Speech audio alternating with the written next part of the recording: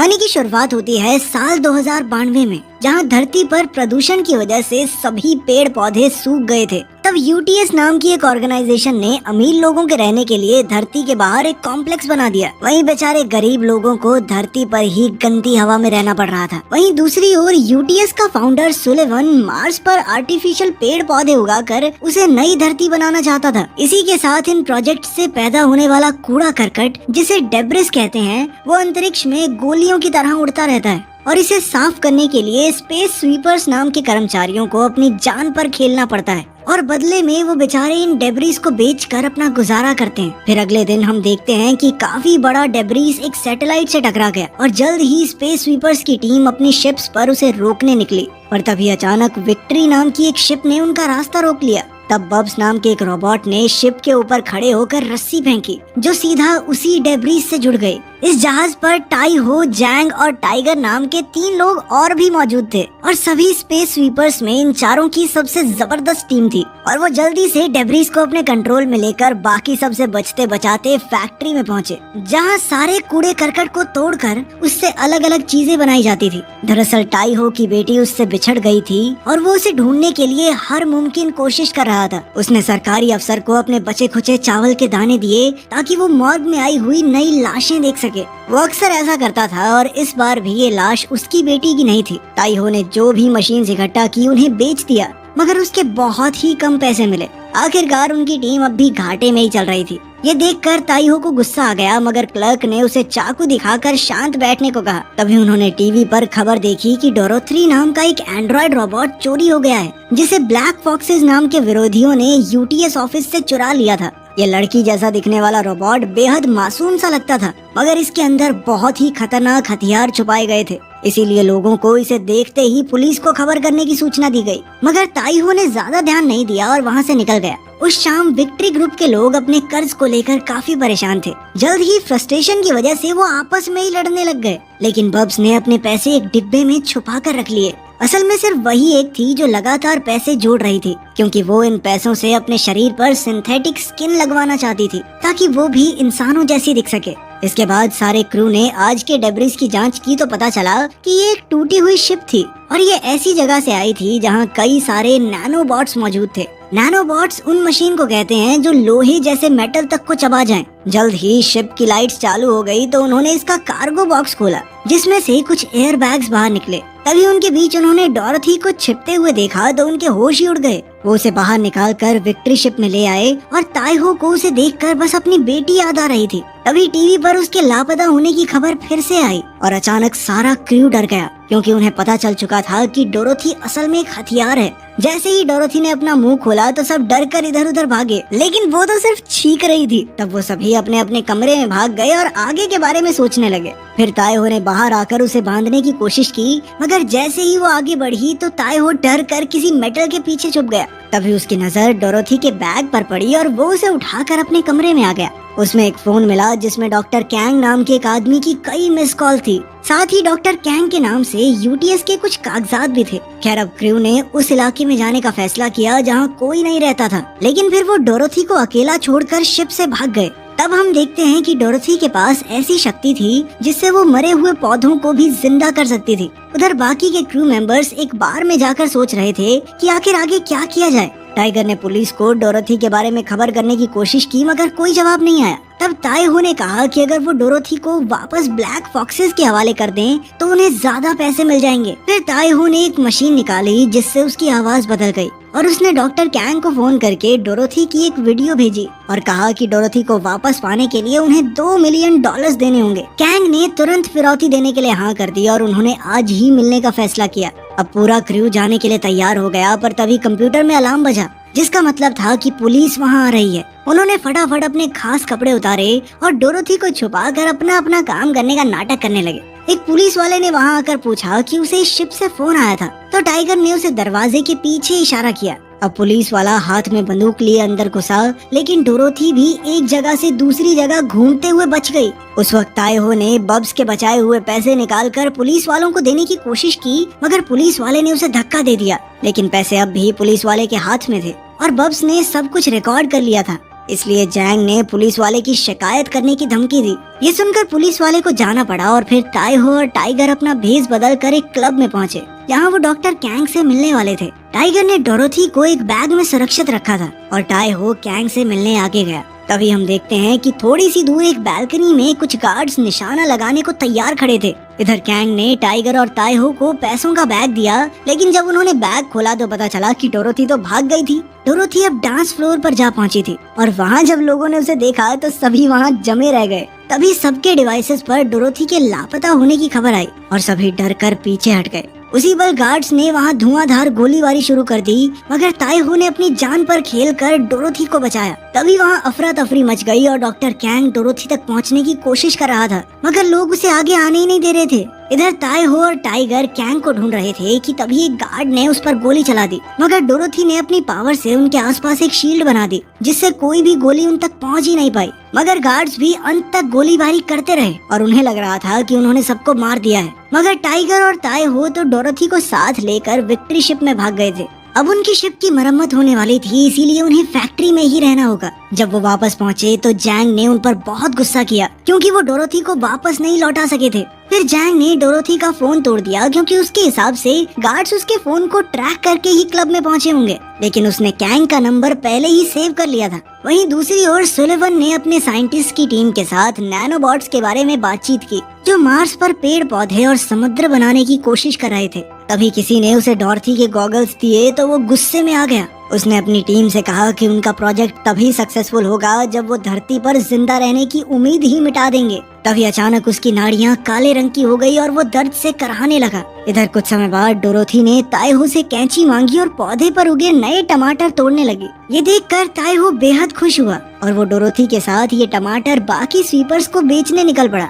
तभी अचानक बैंक वाले उनसे पैसे लेने के लिए पहुंच गए। उसी समय शिप का फोन बजने लगा तो ताइहो उसकी ओर भागा, लेकिन एजेंट्स ने उसे रोक दिया। लेकिन ताइहो जैसे तैसे उन्हें धक्का देकर फोन तक पहुंच ही गया। उसने फोन उठाकर कैंग से बात की और अगली बार मिलने के लिए डील पक्की की। लेकिन इसी दौरान एजेंट्स ने उनके जहाज को अपने कब्जे में ले लिया। अब ये जहाज बैंक के कब्जे में रहेगा, क्योंकि उन्होंने अपना कर्ज नहीं चुकाया था। इधर टाइगर ने कहा कि वो डोरोथी को बेचना नहीं चाहता, क्योंकि वो लोग न जाने उसका क्या हाल करेंगे। मगर ताइहो को अपनी बेटी को ढूंढने के लिए और क्रूज शिप को वापस लाने के लिए पैसों की सख्त जरूरत थी। इधर डोरोथी जब बाथरूम गई तो एक आदमी भी उसके पीछे अंदर आ गया। अचानक क्रू को उसके चिल्लाने की आवाज आई और वो समझ गए कि डोरोथी को किसी ने अगवा कर लिया है। वो सब तुरंत डोरोथी को ढूंढने लगे और तभी टाइगर को सुरंगें याद आई। वो जल्द ही वहाँ पहुँचा तो उसने देखा कि एक आदमी डोरोथी को ले जा रहा था। टाइगर ने उसका पीछा किया, मगर किडनैपर भाग निकला। लेकिन अचानक टाइहो ने सामने आकर डोरोथी को किडनैपर से छीन लिया। किडनैपर ने चाकू निकाला, मगर टाइहो बहुत जबरदस्त फाइटर था और उसने सेकंडों में उसके छक्के छुड़ा दिए। मगर कुछ ही पलों में और नकाबपोश गुंडे वहाँ आ पहुँचे, पर फिर टाइगर ने एक एक करके सबकी छुट्टी कर दी। तभी जैंग ने वहां आकर किडनैपर्स के लीडर का मास्क हटाया तो वो एक क्लर्क निकला जो अक्सर उनसे डेब्रिस खरीदता था। उधर क्रू के लोग किडनैपर्स से पूछताछ कर रहे थे कि डोरोथी बाथरूम में गई। तब जैंग ने कहा कि रोबोट्स तो बाथरूम जाते नहीं, इसका मतलब डोरोथी एक इंसान है। फिर बब्स ने एक खास लाइट की मदद से किडनैपर्स के टैटू बाहर निकाले, जिससे साबित हो गया कि वो ब्लैक फॉक्स के लोग थे। खैर फिर ब्लैक फॉक्स के लोगों ने उन्हें समझाया कि वो कोई आतंकवादी नहीं है, बल्कि वो तो कुदरत को बचाने के मकसद से काम करते हैं। असल में डोरोथी एक ऐसी बीमारी के साथ पैदा हुई थी जिससे उसका मरना तय था। इसीलिए उसके पिता ने उसकी जान बचाने के लिए उसके शरीर में नैनोबॉट्स डाल दिए। उन्होंने उसकी बीमारी को ठीक करने के साथ साथ उसे पेड़ पौधे उगाने की शक्ति भी दे दी। इसका मतलब ये था कि डोरोथी के अंदर धरती को बचाने की ताकत है और फिर सुलिवन के मार्स प्रोजेक्ट की कोई जरूरत ही नहीं होगी। जब सुलिवन को इस बात की खबर मिली तो उसने डोरोथी को मारने के लिए अपने गार्ड्स भेज दिए। गार्ड्स ने उस लैब को खत्म कर दिया और साइंटिस्ट को मार डाला, मगर वो डोरोथी को नहीं मार सके, क्योंकि एक नैनोबॉट को मारने का एक ही तरीका है, हाइड्रोजन बॉम्ब। ऐसा बॉम्ब फैक्ट्री के ग्रेविटी सिस्टम में ही मिलेगा, इसीलिए फौजी उसे वहाँ डालकर धमाका करेंगे, जिससे फैक्ट्री भी धरती से जा टकराए और इसी न्यूक्लियर धमाके से धरती का सर्वनाश हो जाए। असलियत तो ये थी कि सुलिवन इंसानों को बचाना नहीं बल्कि जड़ से खत्म करना चाहता है। तभी अचानक उन्हें गोलियों की आवाज सुनाई दी और वो समझ गए कि गार्ड्स वहाँ पहुँच गए थे। ब्लैक फॉक्सेस की टीम पीछे के दरवाजे से भाग निकली और जैंग और टाइगर आम कर्मचारी होने का नाटक करते हुए सामने से निकले। उधर टाई हो डोरोथी को लेकर वेंट्स के रास्ते से भागा, मगर अचानक से डोरोथी को छींक आ गई जिससे फौजियों ने उन्हें देख लिया। उसने उन पर गोलीबारी शुरू कर दी तो वो तेजी से आगे बढ़े। इधर जैंग ने विक्ट्री शिप को एक्टिवेट करके गार्ड्स को भटकाने की कोशिश की। वहीं ताई हो और डोरोथी एक पुल तक पहुँचे और गार्ड से बचकर भागते हुए विक्ट्री शिप पर चढ़ गए। इसके बाद सबको साथ लेकर ताई हो पूरी रफ्तार से शिप लेकर निकल पड़ा। अब चारों ओर से उन पर मिसाइल्स के हमले हो रहे थे। अचानक एक मिसाइल उनकी स्पेसशिप के पास आकर फट गई, जिससे उनकी स्पेसशिप डेब्रिस फील्ड की ओर गिरने लगी। जल्द ही विक्ट्री शिप के अंदर खराबी आने लगी और कुछ ही पलों में नैनोबॉट्स की फौज ने विक्ट्री पर हमला कर दिया। तभी ऐन वक्त पर डोरोथी ने अपनी शक्ति से सभी नैनोबॉट्स को दूर फेंक दिया। इतनी ताकत लगाने के बाद वो बेचारी बच्ची चक्कर खाकर बेहोश हो गई और टाइगर ने देखा कि उसका दिल धड़कना बंद हो गया था, इसलिए उसने तुरंत डोरोथी को सीपीआर दी। कुछ ही पलों में डोरोथी ने अचानक गैस छोड़ी और ऐसे उठकर बैठ गई जैसे कुछ हुआ ही नहीं। जल्द ही विक्ट्री शिप डेब्रिस इलाके से बाहर आ गया और तब उन्होंने टीवी पर खबर देखी कि उन सभी को आतंकवादी घोषित कर दिया गया था। उन्हें ब्लैक फॉक्स ग्रुप का मेंबर बताया जा रहा था और क्लब और फैक्ट्री में जो कुछ भी हुआ सरकार ने सब कुछ उनके मत्थे मर दिया। खैर इधर असलियत में विक्ट्री क्रू को ब्लैक फॉक्सेस का मैसेज मिला और उन्होंने कॉलोनी के बाहर मिलने का फैसला किया। आखिरकार जब वो मिले तो डोरोथी भागकर कैंग के गले लग गई और इधर जैंग को कुछ अजीब दिखाई दिया। इस जगह के चारों तरफ ईएमपी बॉम्ब्स बिछाए गए थे और अचानक वो सब एक्टिवेट हो गए, जिसने शिप के सभी सिस्टम्स के साथ साथ बब्स को भी बंद कर दिया।